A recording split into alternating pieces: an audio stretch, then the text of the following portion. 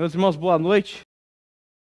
Hoje nós vamos tratar acerca de um tema muito importante que se encontra aqui no capítulo 6, do versículo 48 a 59. Eu quero fazer essa leitura com vocês e após o término da leitura, quero que você tome seu assento e preste bastante atenção.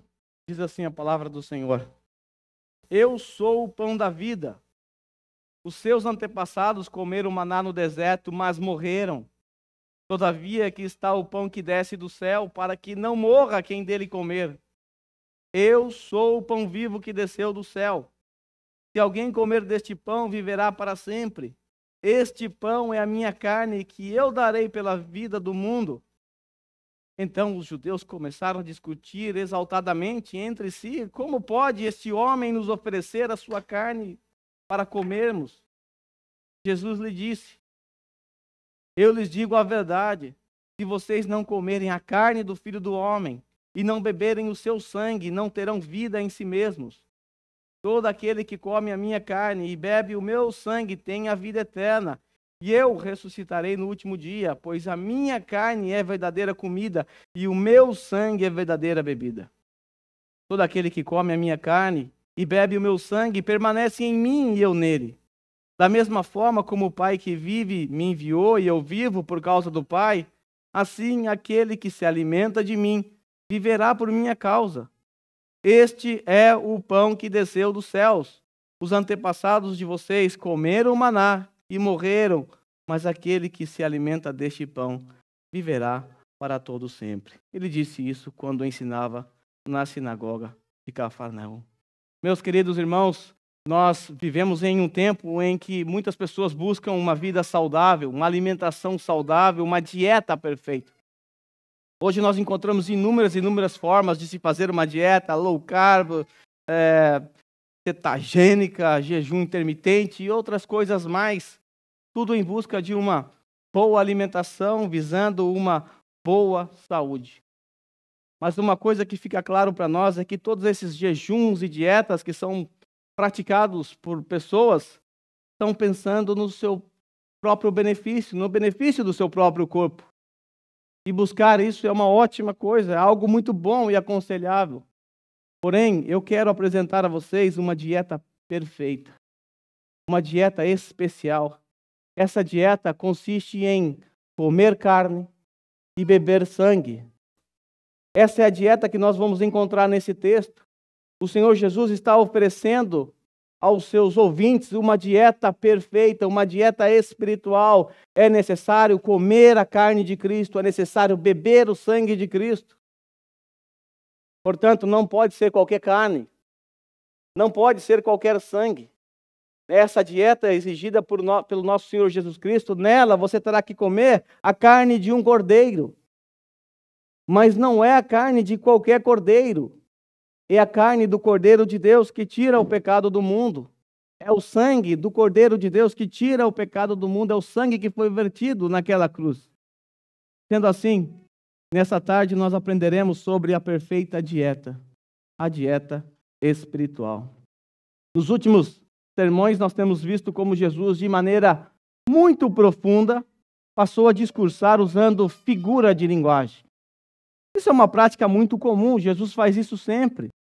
Ele costumeiramente usa figuras de linguagem. Por exemplo, no texto, ou no trecho que nós estamos estudando, nesse capítulo 6, Jesus inúmeras vezes se refere a si mesmo como sendo o pão. É importante destacar que isso é uma prática comum de Jesus, usar esse tipo de linguagem. Também é comum o nosso Senhor Jesus Cristo, após usar a expressão divina eu sou, aquela expressãozinha que somente Deus pode usar, geralmente ele completa esse eu sou com uma figura de linguagem também. Nós sabemos, porque já aprendemos, que no Evangelho de João, João relatou 7 afirmações de Jesus. 7 vezes o Senhor Jesus aqui em João disse eu sou alguma coisa.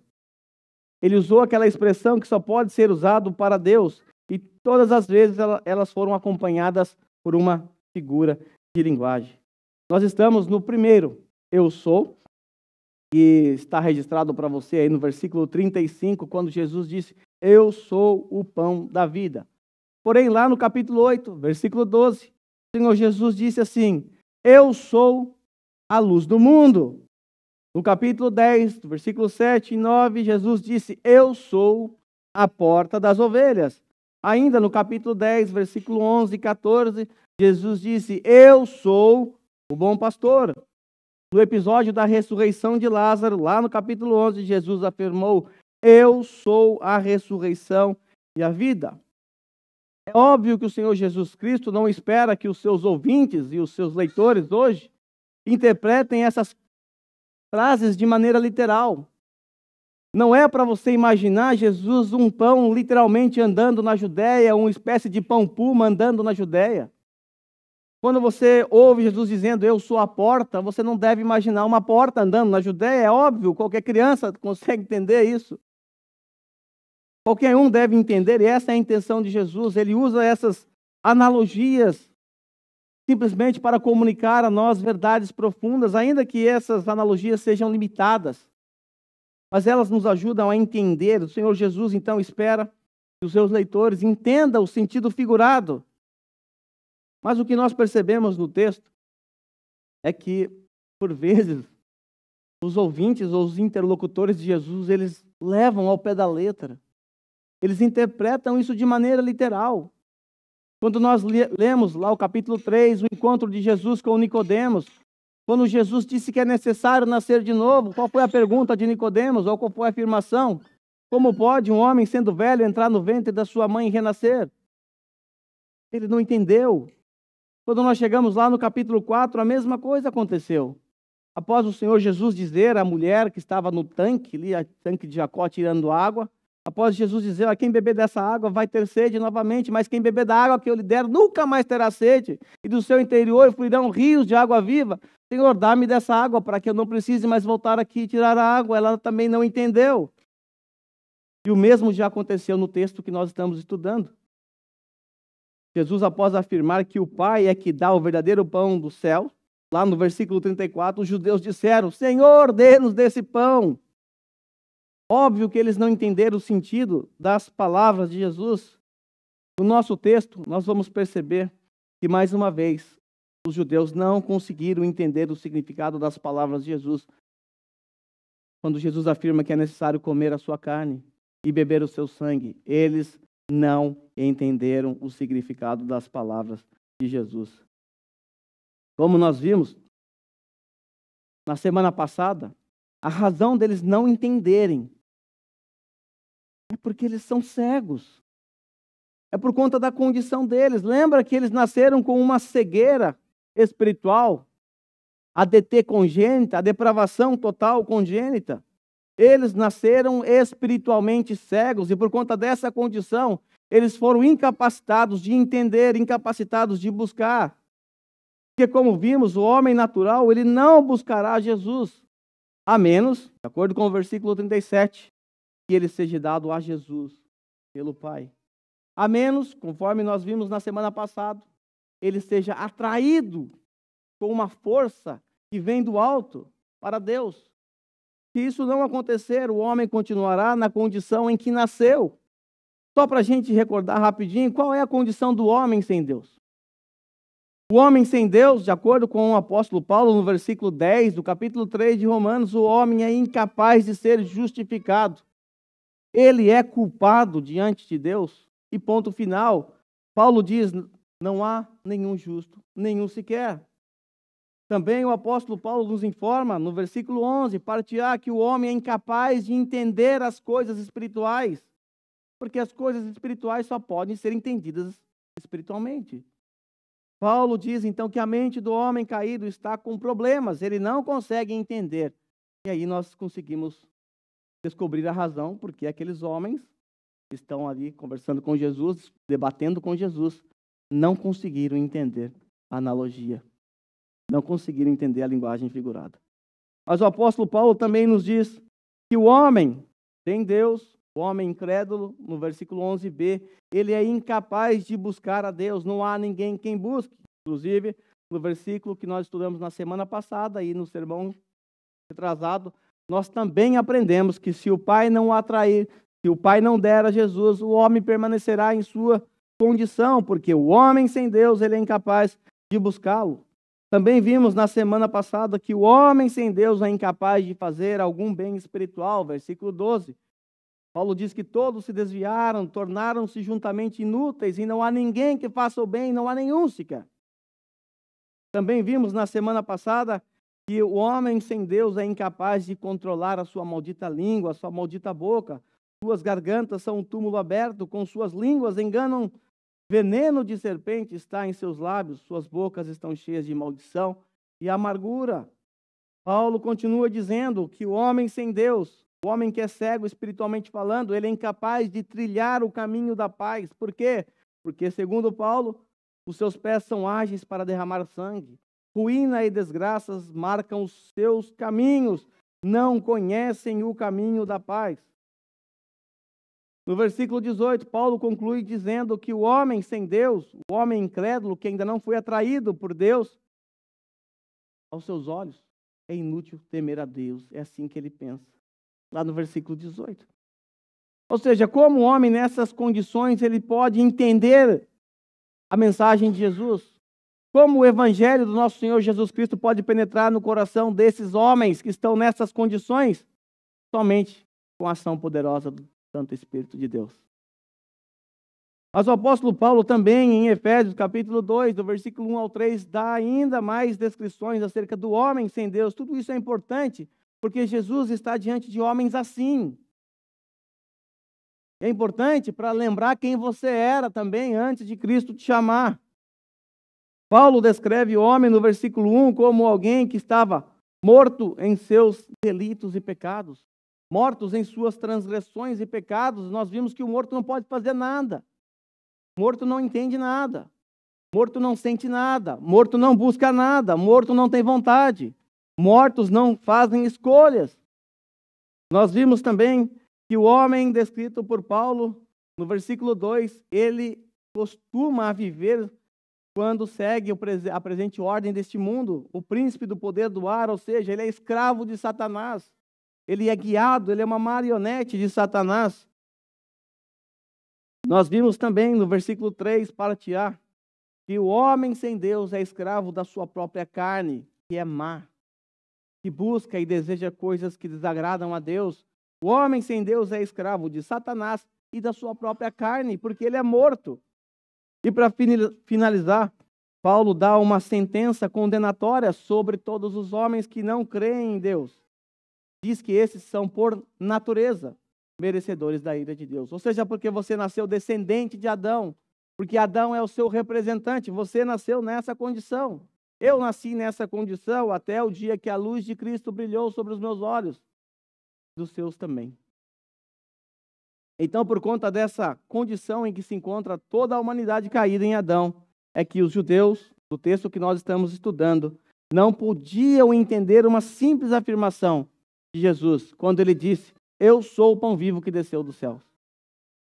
Hoje, no texto que estudaremos, Jesus usará outra linguagem figurada para se descrever, para falar acerca de si mesmo. E essa linguagem usada por Jesus será extremamente ofensiva para os ouvidos dos judeus. Muito ofensiva as palavras que Jesus usou. Ele queria realmente mexer com o coração, com o brilho daqueles homens. E esses homens, eles apresentarão aquilo que nós vimos na semana passada, uma reação alérgica à verdade, porque é isso que o incrédulo faz. O incrédulo, ele apresenta uma reação alérgica à verdade. Quando a verdade é anunciada, ele se coça, ele sente mal, fecha a sua garganta, ele não consegue respirar, ele fica bravo, ele grita, porque ele não pode suportar a verdade. Mas vamos dar uma olhada no texto que está diante de nós, que começa no versículo 48. Vale lembrar que Jesus está retomando o seu discurso. Na semana passada, ele apresentou a condição do homem, a sua cegueira espiritual, a incapacidade deles de entender o seu discurso. E agora Jesus retoma o seu discurso. Veja o que Jesus disse. Eu sou o pão da vida. Os seus antepassados comeram maná no deserto, mas morreram. Todavia, aqui está o pão que desce do céu, para que não morra quem dele comer. Eu sou o pão vivo que desceu do céu. Se alguém comer deste pão, viverá para sempre. Este pão é a minha carne que eu darei pela vida do mundo. Então, Jesus, nesse discurso, o que ele está fazendo? Ele está mais uma vez mostrando a sua superioridade com relação a Moisés e ao maná. É isso que Jesus está provando para os seus interlocutores. Eu sou superior ao Moisés, vocês tanto seguem, e também ao maná, ao qual vocês estão comparando a mim. Então Jesus está afirmando a sua superioridade quando ele diz assim: se alguém comer deste pão, viverá para sempre. Por quê? Porque Jesus está dizendo aqui no texto que está diante de nós, que os antepassados, os judeus, comeram o maná, e onde estão agora? Com os pés juntos, morreram. Agora Jesus mostra, não, eu sou superior a esse maná. Por quê? Porque se alguém comer deste pão, falando de si mesmo, viverá para sempre. Jesus já havia provado a sua superioridade com relação ao maná e a Moisés, nós já vimos isso há uns 2 sermões atrás. Mas por que Jesus se pôs a provar a sua superioridade a Moisés? Por que ele fez isso? Nós já aprendemos que Jesus precisou fazer isso porque após a multiplicação dos pães e peixes, aquela multidão, quase 20 mil pessoas, tentaram aclamá-lo como o Messias e como o profeta. Você aprendeu na semana passada, e também quando estudamos sobre João Batista, que esse o profeta, na verdade, diz respeito a uma profecia de Deuteronômio, capítulo 18, do versículo 15 ao 18, onde Deus promete a Moisés que em um determinado momento da história enviaria um outro profeta, semelhante a Moisés. E agora eles, ao contemplarem o milagre da multiplicação dos pães, eles se lembraram do que Deus havia feito no passado. Deus havia, através de Moisés, mandado o maná dos céus para alimentar o povo de Israel. Deus, através de Moisés, levou a mensagem ao povo, através da lei que foi entregue a Moisés. Moisés era um líder, era um profeta, Moisés falava com o povo em nome de Deus. E agora eles olham para Jesus, Jesus acaba de multiplicar 5 pães e 2 peixes, e eles pensaram, será que não é ele o profeta? Será que não é ele o Messias? Nós vimos isso lá no final do versículo 30 e 31. Inclusive, nesses versículos, os judeus pediram sinais para Jesus. Por que eles pediram sinais? Porque eles estão confusos. Será que é ele mesmo? Vamos saber. Vamos pedir sinais. E veja os sinais que eles pediram. Então lhes perguntaram, que sinal miraculoso mostrará para que vejamos e creiamos em ti? O que farás? Que sinal que você pode dar? E aí eles são exigentes. Eles vão medir Jesus com a régua de Moisés, com a régua do que Deus fez no passado. Os nossos antepassados, eles comeram maná no deserto, como está escrito, eles deu de comer o pão dos céus. Está aqui a régua. Queremos saber se tu és mesmo o profeta. O que vai fazer? E aí, vai repetir o sinal? Vai mais uma vez multiplicar os pães? Como é que vai ser? Por essa razão, então, os judeus pediram esses sinais. Eles estavam provando Jesus para saber se de fato ele era o profeta prometido. Só que eles estão fazendo isso com a régua de Moisés. E agora Jesus então precisa provar para eles, porque de fato Jesus é o profeta prometido. Isso se cumpriu em Jesus, mas Jesus precisa provar para eles agora que de fato ele é o profeta. E o seu milagre é muito maior do que o milagre que foi realizado no passado, inclusive pelo próprio Senhor Jesus Cristo, juntamente com seu Pai. Quando nós chegamos no final desse discurso que nós estamos estudando, lá no último versículo 58, veja como Jesus volta a fazer essa comparação. Este é o pão que desceu do céu. Os antepassados de vocês comeram o maná e morreram, mas aquele que se alimenta deste pão viverá para sempre. Jesus está fazendo uma comparação e provando a sua superioridade. Bom, no que compete à comparação, nós já aprendemos que Jesus é superior a Moisés, porque o pão oferecido por Jesus tem alcance universal. O maná tinha um alcance local. Se você bem lembrar, Deus alimentou apenas a nação de Israel com o maná. Agora, esse pão que está sendo oferecido O pão que é Jesus, ele tem alcance universal, porque Jesus disse que não foi Moisés quem lhes deu o pão do céu, mas é meu Pai quem lhes dá o verdadeiro pão dos céus. Pois o pão de Deus é aquele que desceu dos céus e dá vida ao mundo. A universalidade do Evangelho. Isso significa que esse alimento que está sendo dado através de Jesus, ele estará disponível a todas as pessoas de outras nações. Porque Deus não salvou somente os judeus. Deus salvou judeus e gentios. A prova disso são vocês, somos nós. Deus nos salvou. Nós estamos aqui dentro desse mundo de João e fomos alimentados pelo pão que desceu dos céus. A superioridade de Jesus também está aí no fato de Jesus ter oferecido um pão que sacia plenamente, de forma completa. O maná saciava temporariamente, tinha que colher todo dia. Versículo 35. Eu sou o pão da vida, aquele que vem a mim nunca terá fome, aquele que crê em mim nunca terá sede. O maná não, o maná você tinha que colher todo dia, você tinha que comer todo dia. A superioridade de Jesus também é constatada quando ele oferece vida eterna. O pão oferecido por Jesus concede a vida eterna. O maná, apenas a vida física e por alguns dias. Porque a vontade do meu Pai é que todo aquele que olhar para o Filho e nele crer tenha a vida eterna. Versículo 40, parte A. O pão oferecido por Jesus traz segurança eterna. Já o maná não traz segurança nenhuma. Porque a vontade do meu Pai é que todo aquele que olhar para o Filho e nele crer tenha vida eterna. E eu ressuscitarei no último dia. O maná não prometeu nenhuma ressurreição. Do versículo que vai ao 48 ao 51, então Jesus retoma essa comparação. Só que Jesus resolveu fazer um acréscimo que soou extremamente escandaloso para os seus ouvintes. Eles já não haviam entendido o que Jesus tinha dito quando disse: eu sou o pão que desceu dos céus. Agora, para piorar a situação, Jesus faz um acréscimo, e esse acréscimo soou muito ofensivo aos ouvidos daqueles judeus. Vamos lá. Lá na parte final, está em vermelho para vocês aí. Jesus diz assim: eu sou o pão da vida, os seus antepassados comeram maná no deserto, mas morreram. Todavia aqui está o pão que desce do céu, para que não morra quem dele comer. Eu sou o pão vivo que desceu do céu. Se alguém comer deste pão, viverá para sempre. Até aqui tudo bem, nada de novo. Ele já tinha dito isso nos versículos anteriores. Só que Jesus resolve acrescentar: este pão é a minha carne que eu darei pela vida do mundo. Aí os judeus ficaram indignados. Eles se escandalizaram. Dá uma olhada no versículo 60. Isso que a gente vai estudar na semana que vem. Ao ouvirem isso, muitos dos seus discípulos disseram: dura essa palavra, quem pode suportá-la? Está mandando comer carne e beber sangue? Quem que pode suportar uma coisa dessa? E se você olhar o desfecho final do capítulo 6, sabe o que aconteceu? Com exceção dos 12, aquela multidão toda abandonou Jesus. Por quê? Um discurso extremamente profundo. E para a gente passa despercebido.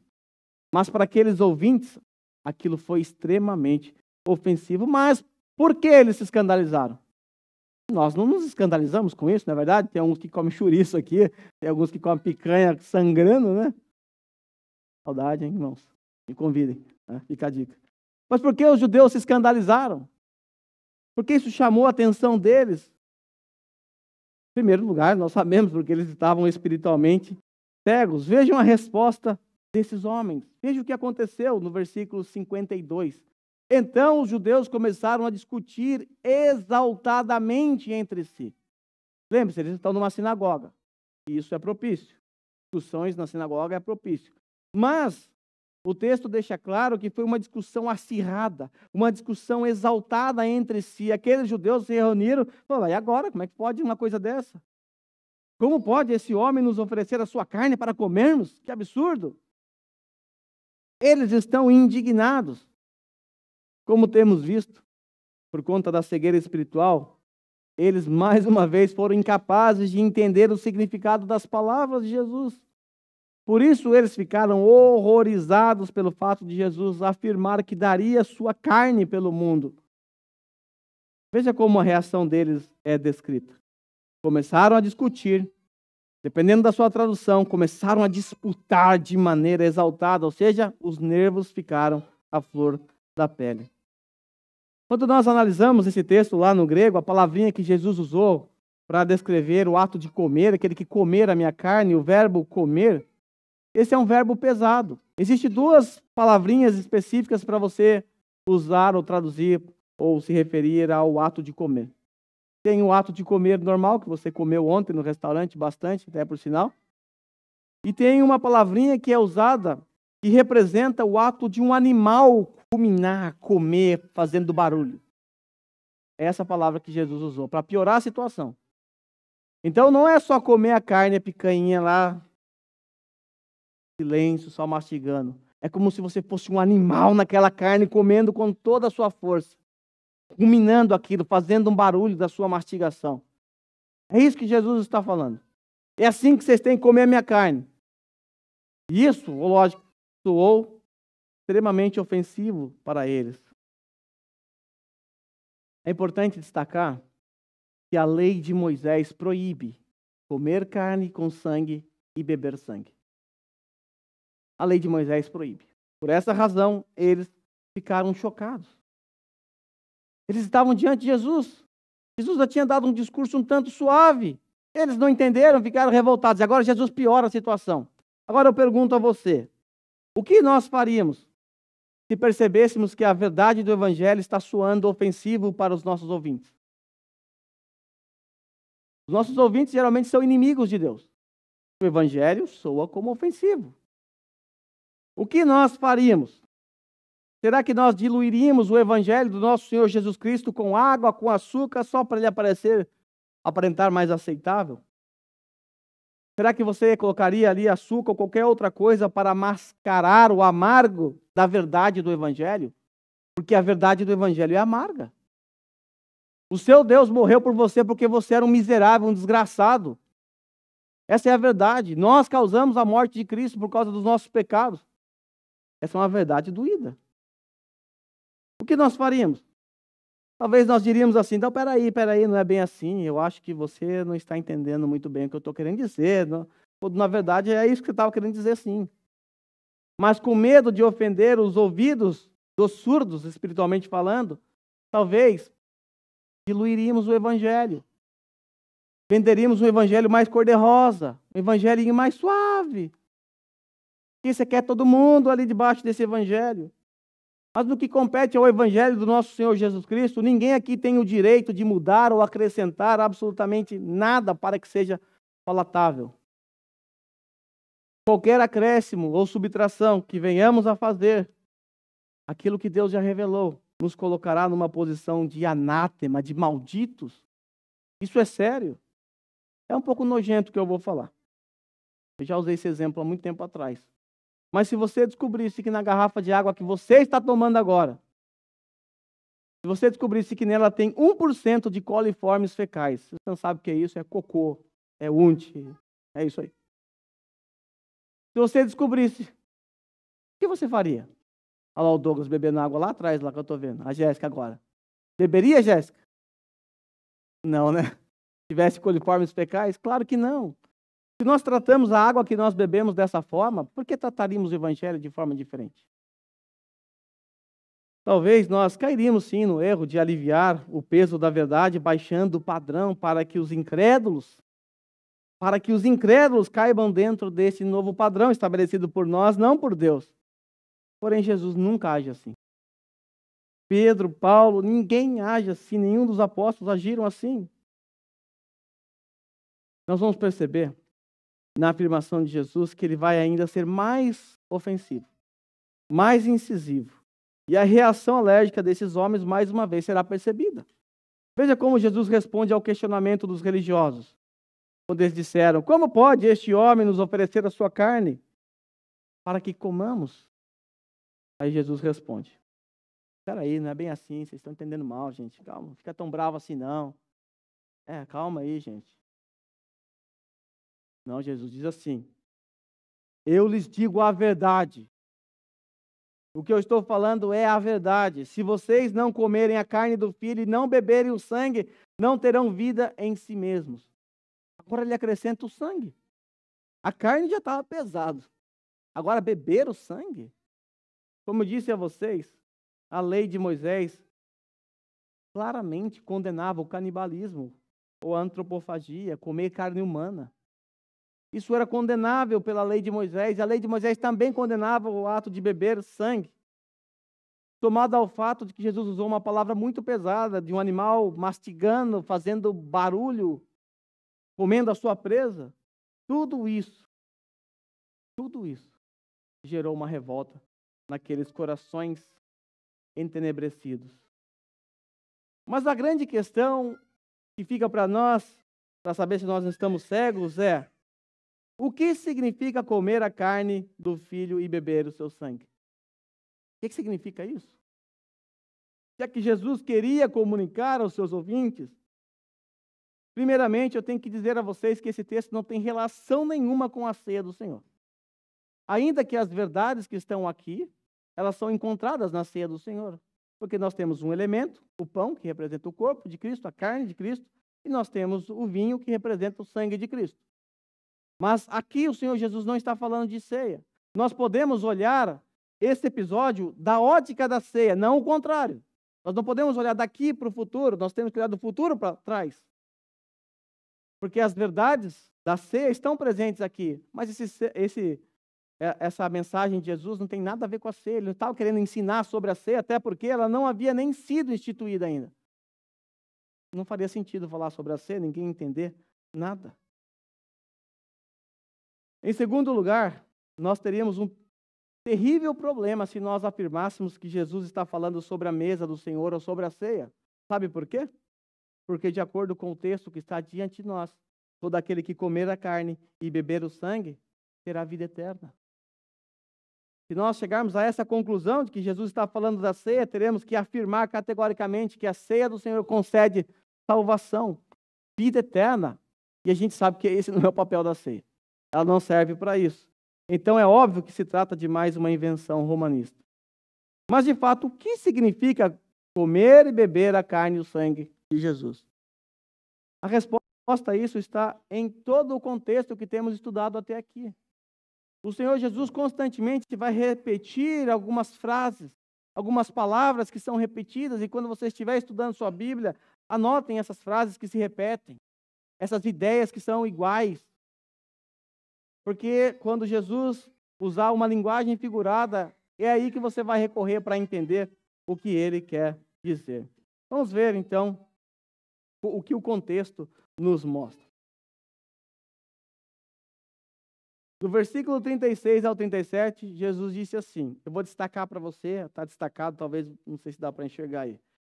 Mas como eu lhes disse, vocês me viram, mas ainda não creem. Olha o destaque. Eles não creem. Aí Jesus continua, todo aquele que o Pai me der, virá a mim. Que creem, virá a mim, e quem vier eu jamais rejeitei. Palavra destaque, crer, ter fé. Versículo 40. Porque a vontade do meu Pai é que todo aquele que olhar para o Filho e nele crer. Palavrinha que se repete aí. Ideia que se repete. Aquele que nele crer tem a vida eterna e eu o ressuscitarei no último dia. Versículo 47. Asseguro-lhes que aquele que crê tem a vida eterna. Sendo assim, comer a carne e beber o sangue de Jesus significa crer, olhar com fé, ir até Jesus e etc. Nós comemos o sangue e a carne de Jesus no dia em que nós cremos. Nós somos alimentados pelo próprio Cristo. Nos versos 53 e 54, Jesus vai mostrar os benefícios da alimentação proposta por ele. Veja como a dieta espiritual de Jesus é fantástica. Quais são os benefícios de se alimentar com a carne e o sangue do nosso Senhor Jesus Cristo? Vamos lá? Todo aquele que come a minha carne e bebe o meu sangue permanece em mim e eu nele.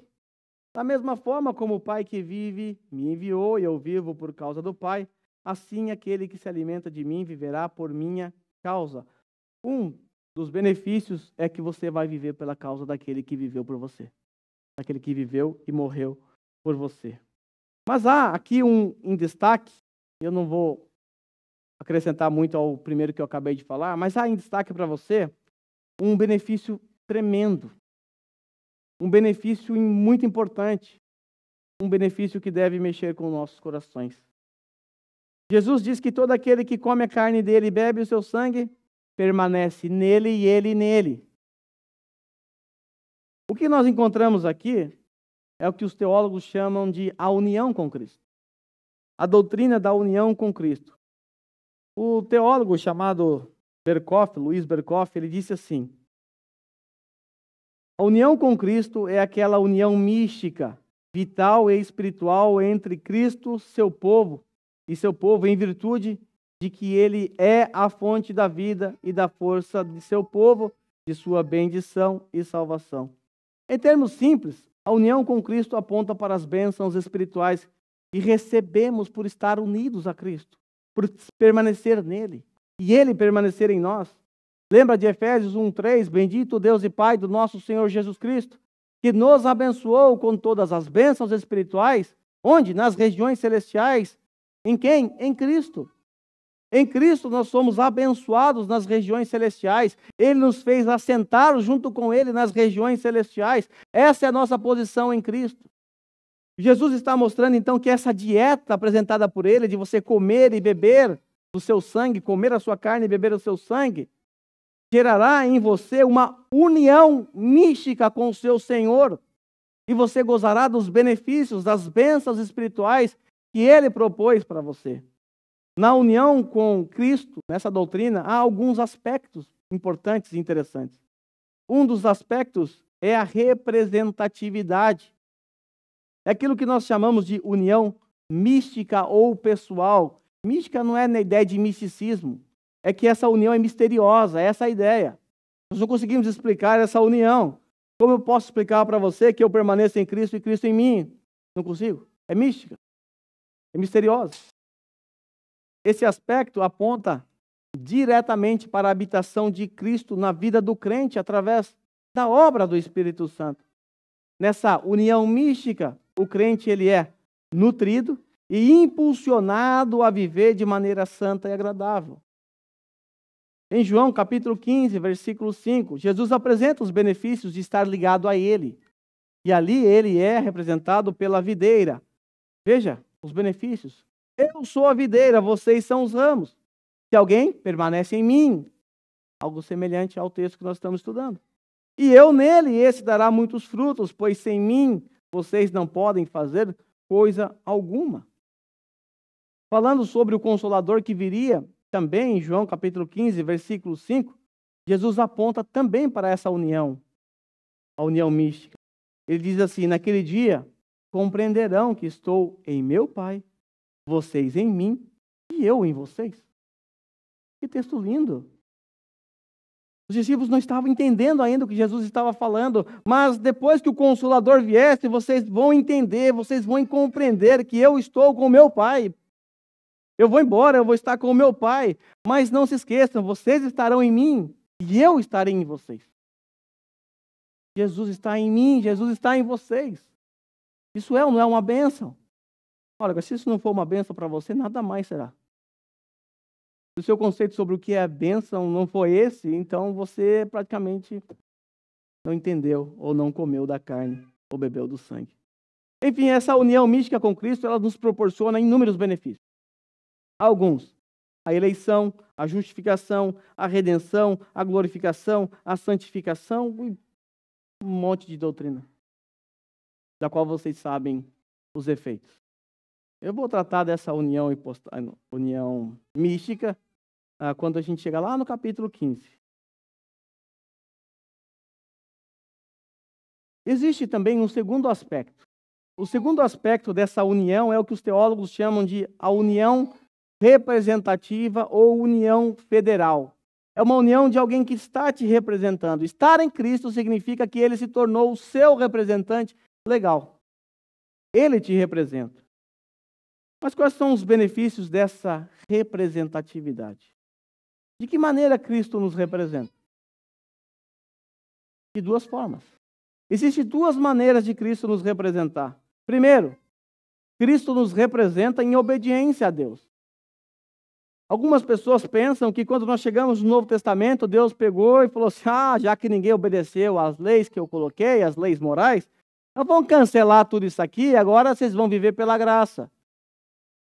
Deus não pode abrir mão da sua lei moral, porque a lei moral representa o caráter moral de Deus. Abrir mão da lei moral de Deus é abrir mão do seu próprio caráter, ele não pode fazer isso. Deus nunca deixou de exigir que os seres humanos obedecessem perfeitamente a sua lei.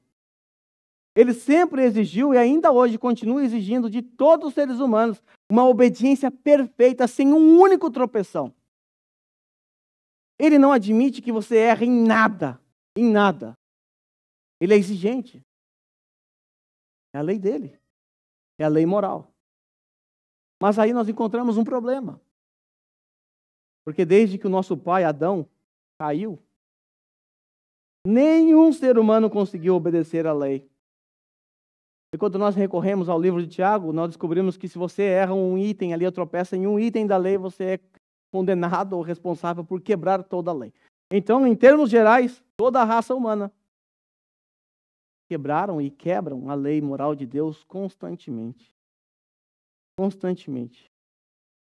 Agora, como resolver esse problema? Se Deus exige uma obediência perfeita, como resolver, sendo que ninguém consegue? Aí que entra essa representatividade. Jesus, quando veio a essa terra, ele obedeceu a lei de Deus perfeitamente. De forma perfeita, ele não tropeçou em um item da lei sequer. É nos dito que ele foi tentado em tudo, porém sem pecado. Agora, quando eu e você, por exemplo, aqui no culto público, nós estamos adorando a Deus, falando com Deus em oração. A nossa oração está sendo ouvida, nosso culto, apesar de todas as imperfeições, está sendo aceito. O Senhor Deus não vai virar o seu raio fulminante sobre nós. O chão não vai se abrir para nos tragar. Sabe por quê? Porque Deus, quando olha para os seus filhos agora, nesse momento, Deus vê pessoas que cumprem perfeitamente a lei de Deus em Cristo Jesus. Quando Deus olha para mim e para você, Ele vê Jesus. E Jesus é perfeito. Então, um dos benefícios de permanecer em Cristo, de estar em Cristo e Cristo em nós, é que diante de Deus nós somos alguém que obedeceu perfeitamente à lei de Deus. Isso é ou não é um grande privilégio? Você pode fazer várias dietas para emagrecer, para tantas outras coisas. Isso é muito bom, cuide da sua saúde. Mas essa dieta é muito melhor. Essa dieta é infinitamente melhor. Porque ela não só vai cuidar do meu corpo. Que um dia eu vou ressuscitar essa carcaça podre aqui e vai melhorar um pouquinho. Vou ser transformado em glória. A dieta de Jesus é a melhor dieta para os seres humanos. Porque ela coloca Cristo na nossa frente. De forma que Deus olha para mim e para você e enxergam pessoas que obedeceram perfeitamente à lei. Mas existe um segundo aspecto dessa representatividade. Porque o problema persiste. Se Deus é um juiz justo e Ele não aceita que a sua lei seja violada, e qualquer violação da sua lei é passível de condenação, basta ver o que aconteceu no Jardim do Éden. Adão comeu um fruto e foi condenado e condenou a raça humana. Sempre digo isso. Ele não matou ninguém. Ele não assaltou um banco. Não sequestrou ninguém. Ele comeu uma fruta. Mas esse era o preceito moral estabelecido para ele.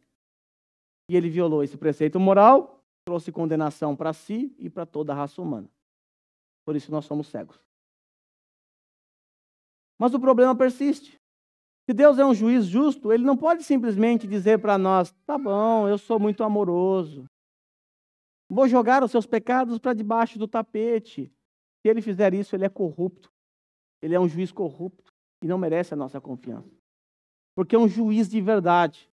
Ele não permitirá que um crime sequer passe impune.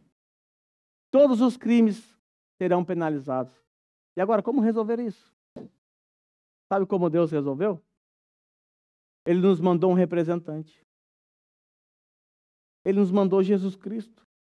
E então Jesus Cristo vai para aquela cruz, aquela maldita cruz. Por isso, maldito todo aquele que for pendurado no madeiro. Cristo se faz maldito em nosso lugar, porque os malditos somos nós.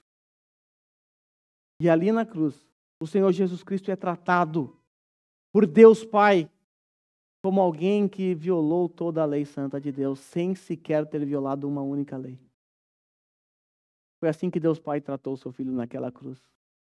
Como se ele tivesse cometido todos os pecados do mundo, para que eu e você, que cometemos todos os pecados do mundo, que merecemos a condenação eterna, pudéssemos hoje viver, se apresentar na presença de Deus como se não tivéssemos cometido nenhum pecado.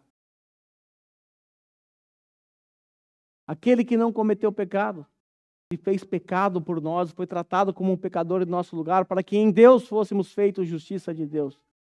Na cruz do Calvário, a justiça de Deus foi derramada sobre Jesus Cristo. E hoje nós recebemos de Cristo a justiça de Deus em nós. Somos salvos. Somos novas criaturas. Não somos mais cegos. Comemos do pão da vida. Comemos da carne de Cristo. Bebemos do seu sangue. Bebemos do seu sangue.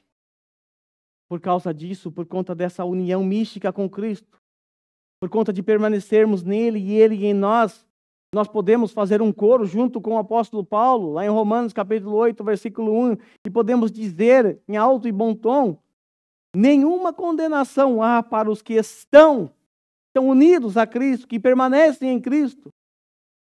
Nenhuma condenação há para os tais. Isso é ou não é um grande benefício de se alimentar da carne e do sangue de Cristo?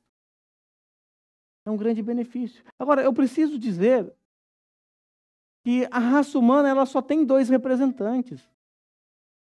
Não existe um terceiro representante. Ou o seu representante é Adão, e se ele for o seu único representante, isso significa que você vai receber a mesma condenação que todos os outros seres humanos receberão, por não crer em Cristo, por não se arrependerem dos seus pecados, por não se entregarem a Cristo, ou seja, por não comerem desse banquete que o Senhor Jesus ofereceu, a sua carne e o seu sangue.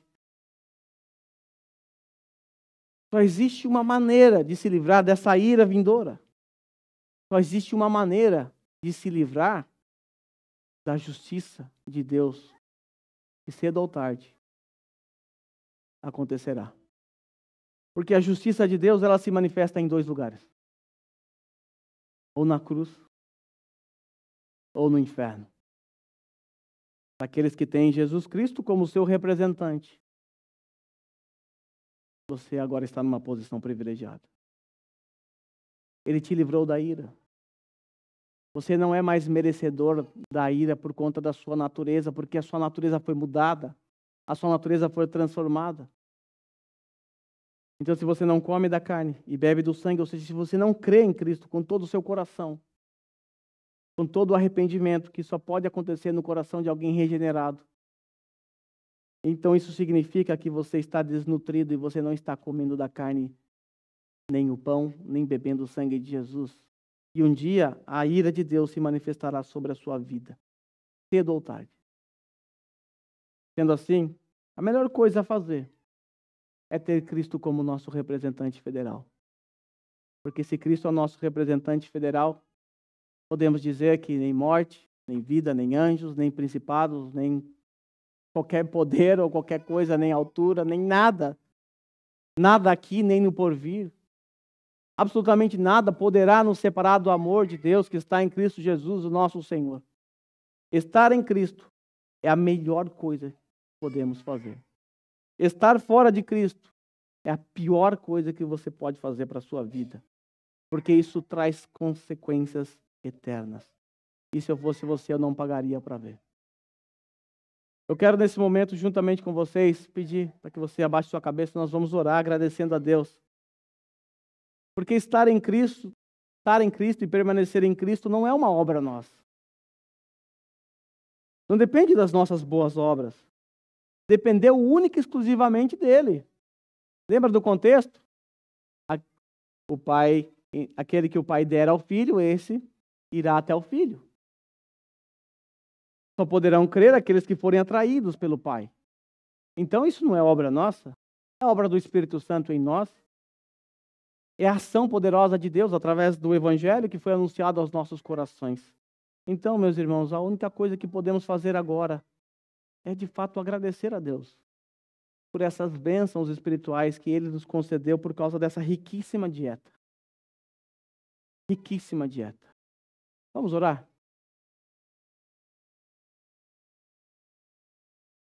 Senhor, mais uma vez, muito obrigado.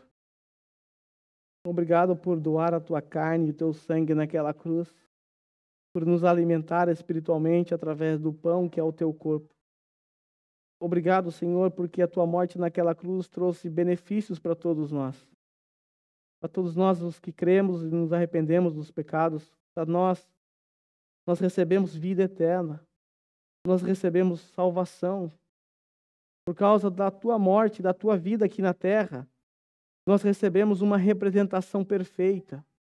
O Senhor tanto nos substituiu obedecendo à lei, quando éramos incapazes de obedecer por causa da nossa maldita natureza. Também gozamos do privilégio de ter o Senhor como nosso substituto, recebendo a ira do Pai que vinha em nossa direção.